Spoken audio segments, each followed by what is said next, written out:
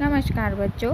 आज हम हिंदी के इस पीरियड के अंदर कक्षा 7 में आज तक हमने 1 से 4 पाठ और कविताएं सीखे हैं।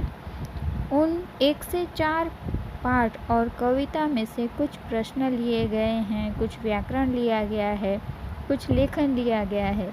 इसके आधार पर एक पुनरावर्तन तैयार किया गया है जो आपके पुस्तक में पेज नंबर 28 पर दिया गया है। तो आज हम वह पुनरावर्तन करेंगे। इस पुनरावर्तन में आगे के पाठ और कविताओं को शामिल किया गया है। सभी पाठ और कविता में से कुछ प्रश्न यहाँ पर रखे गए हैं जो आपने पाठ और कविता के अंदर सीखे होंगे। आपको ये आंसर अपनी नोटबुक के अंदर भी मिल जाएंगे। हम यहाँ पर डिस्कस भी करेंगे और ये चर्चा करेंगे कि किस तरह आपको यह पुनरावर्तन तैयार करना है, आगे के पाठ कविता फिर से याद करने हैं और कैसे अपनी नोटबुक में लिखना है। तो शुरू करें बच्चों। पहला प्रश्न है, मैं सूचना पढ़ रही हूँ। निम्नलिखित प्रश्नों के उत्तर लिखिए। इसमें 5 प्रश्न हैं। पहला प्रश्न, चिड़िया कब खुशी के गीत गाती है? तो जवाब आएगा चिड़िया सुबह सुबह। आप कविता खोलेंगे पहली कविता तो उसमें शुरुआत की ही पंक्तियाँ दी गई है, सुबह सुबह खुशी के गीत गाती है।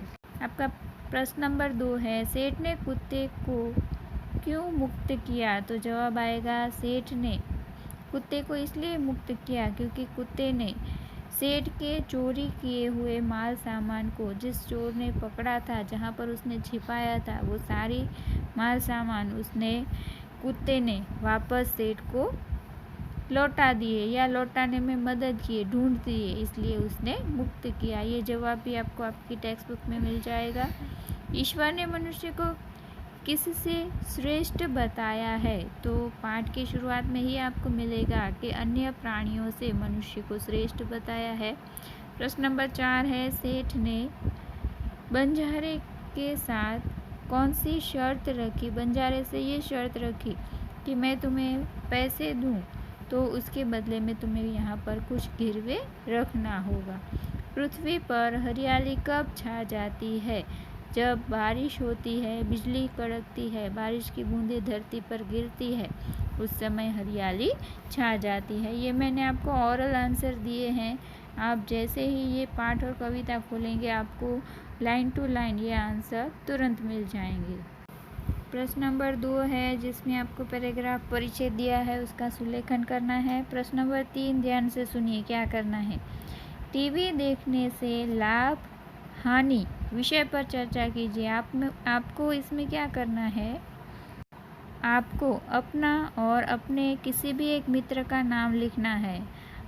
इस तरह आप जैसे दो व्यक्तियों के बीच में बातें होती है, एक व्यक्ति कहता है कि हमें टीवी से लाभ होता है और सामने दूसरा व्यक्ति जवाब में कहेगा कि हानि होती है, गैर लाभ होता है। तो इस तरह आमने सामने सेंटेंस लिखने हैं जिसे हम संवाद भी कहते हैं।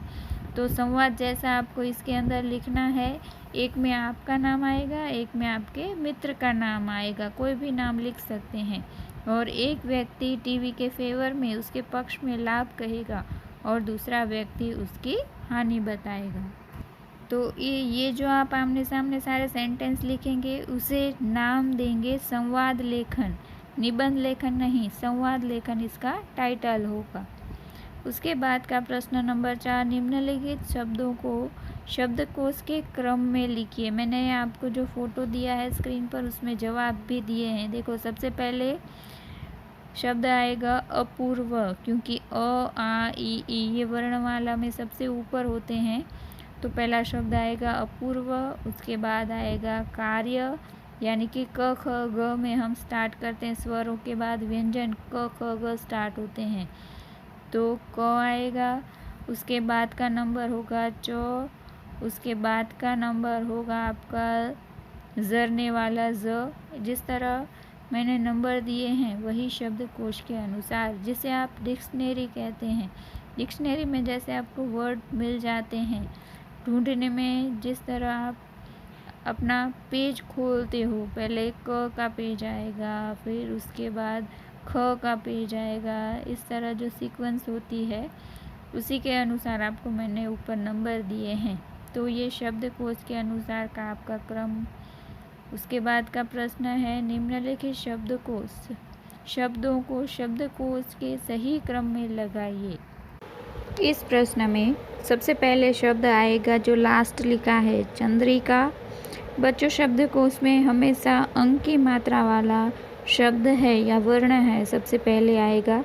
फिर है चम्मच, उसके बाद चारण, उसके बाद चिराग और लास्ट में आएगा चौकोर। इस तरह से आपको 5वां प्रश्न लिखना है। धन्यवाद।